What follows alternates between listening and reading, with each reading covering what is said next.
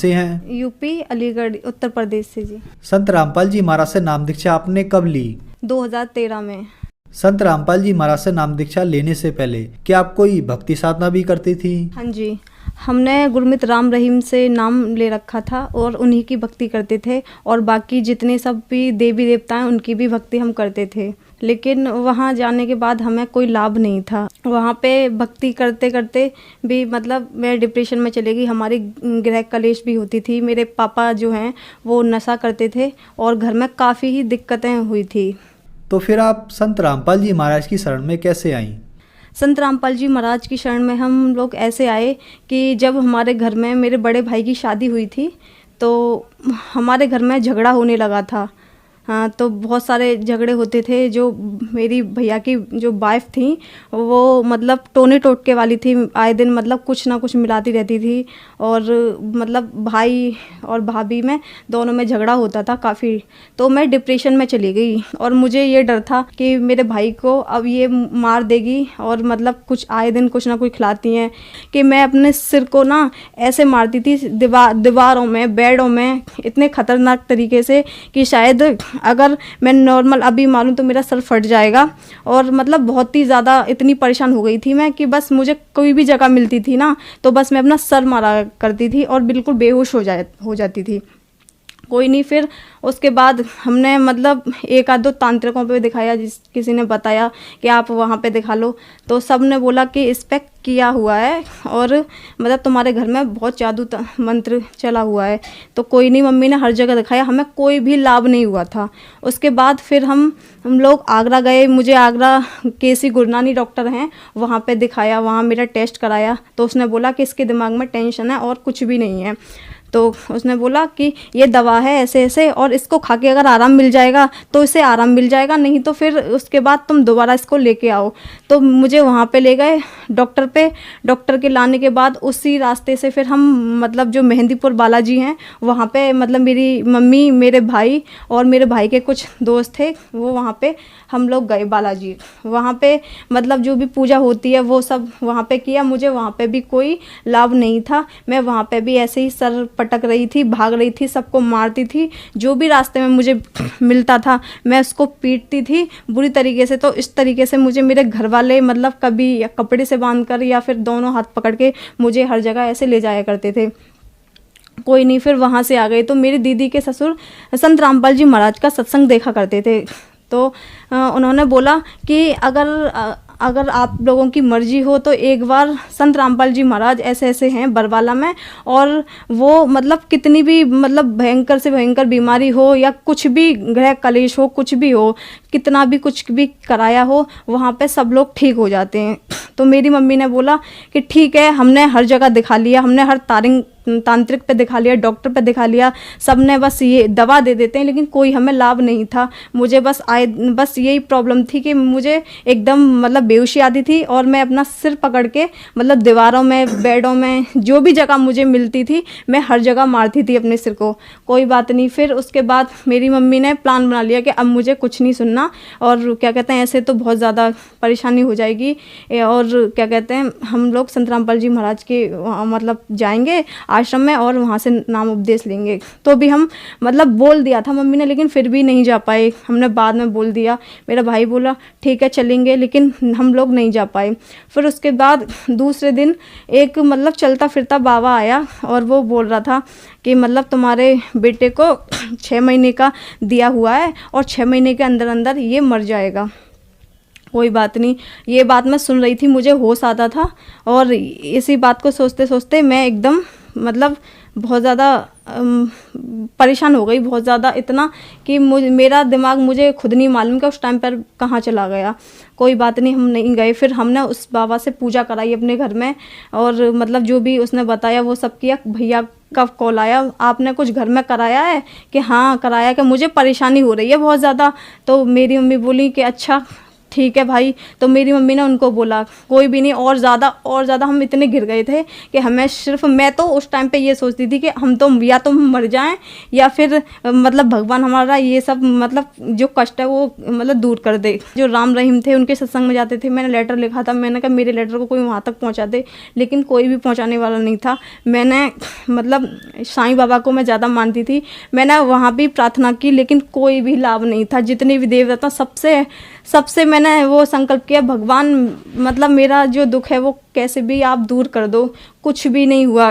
फिर उसके बाद एक और तांत्रिक हैं, हम दूसरे दिन वहाँ पे किसने बताया तो उनके पास भी गए, उन्होंने बोला कि इसको टोने दिए गए हैं और 2 घुल चुके हैं और अभी 4 बाकी हैं। तो मुझे और टेंशन हो गई, मुझे हर जगह दिखाया, कुछ भी लाभ नहीं हुआ। उस दिन फिर मेरी मम्मी बोली कि अब हमें कहीं नहीं जाना, हमें संत रामपाल जी महाराज के आश्रम में जाना है और मुझे कुछ भी दिखाई नहीं दे रहा, मुझे पता है अब कोई भी नहीं है, अब वहीं लास्ट चांस है और वहीं पे हम जाएंगे।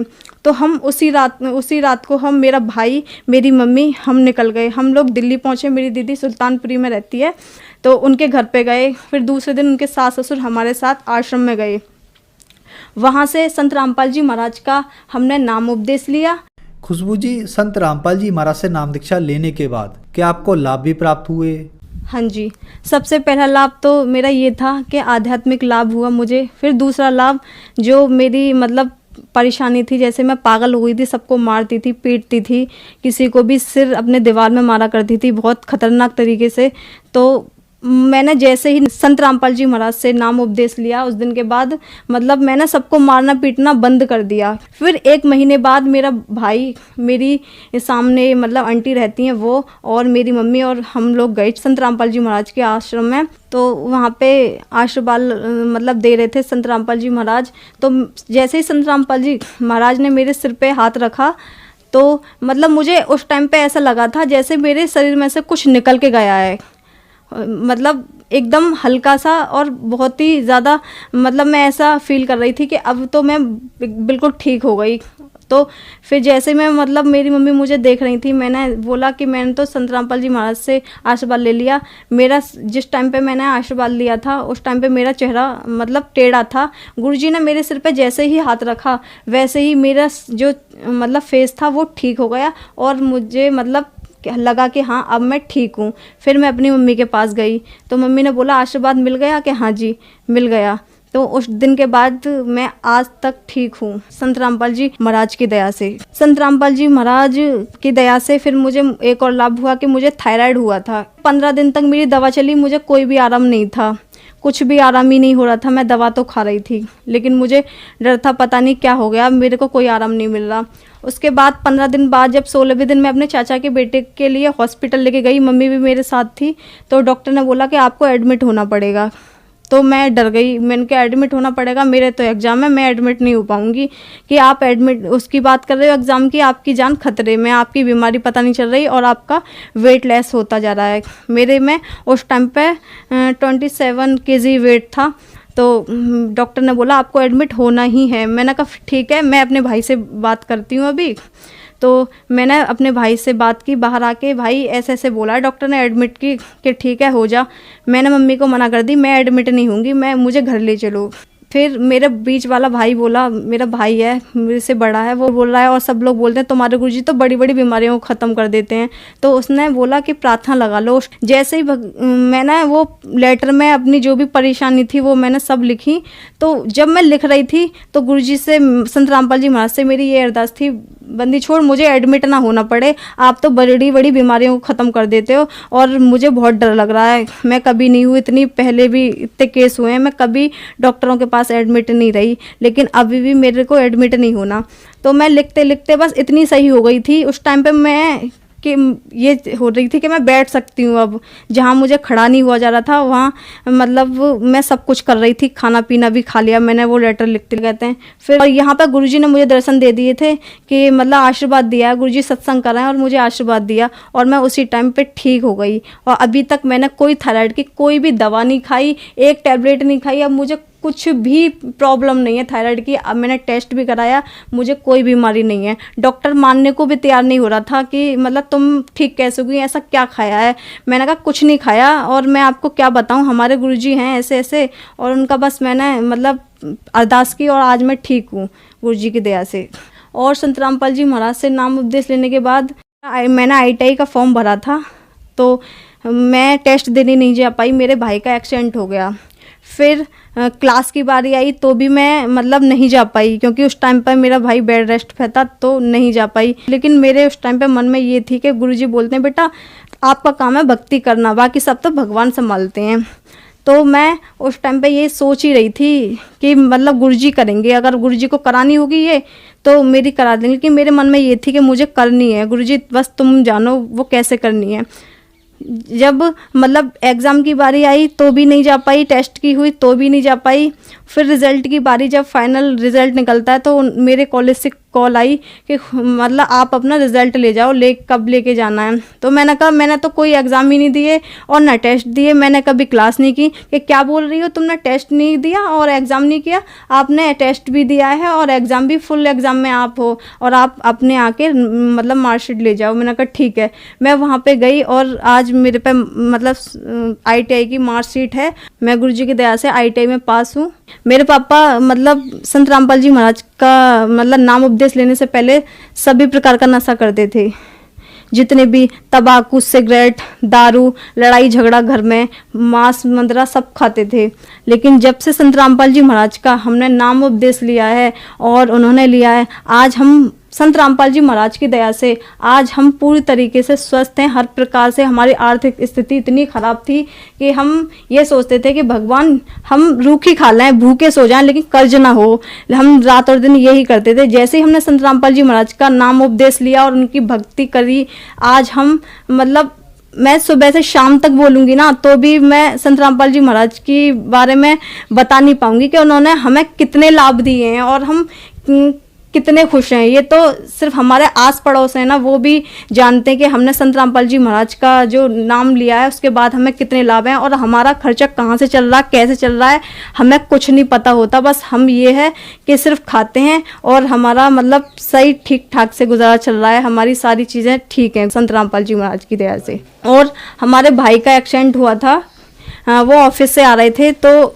उनका ये जो नीचे की साइड है कूल्हा, ये पूरा ख़राब था, उनका पैर भी टूटा था, हाथ भी।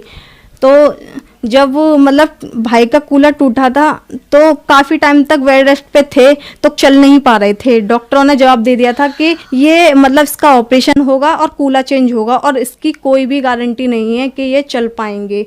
तो मेरा भाई वहाँ से आया, बोला कि मम्मी मुझे ऐसे से बोला है। तो मम्मी ने बोली गुरुजी हैं हमारे करने वाले और संत रामपाल जी महाराज, और वो तो अंधों को आंख देते हैं, मतलब सब चीज़ें वो करने वाले हैं। तू दंडवत प्रणाम कर और गुरुजी से अरदास कर।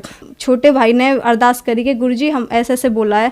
तो गुरुजी ने बोली बेटा परमात्मा दया करेंगे। उस दिन का ये दिन है, आज तक उनके 8 फ्रैक्चर थे, वो कहाँ पे कैसे ठीक हो गए बिन दवा के। उन्होंने कोई कैसी भी मेडिसिन नहीं ली, कोई भी ट्रीटमेंट नहीं कराया, कोई ऑपरेशन, बिन ऑपरेशन के बिन दवा के आज वो ठीक हैं, स्वस्थ हैं, जॉब कर रहे हैं और कोई भी उन्हें प्रॉब्लम नहीं है, ना चलने में ना वैसे। संत रामपाल जी महाराज की दया से कोई बता नहीं सकता कि उनका एक्सीडेंट भी हुआ था। खुशबू जी क्या काम करती हैं आप?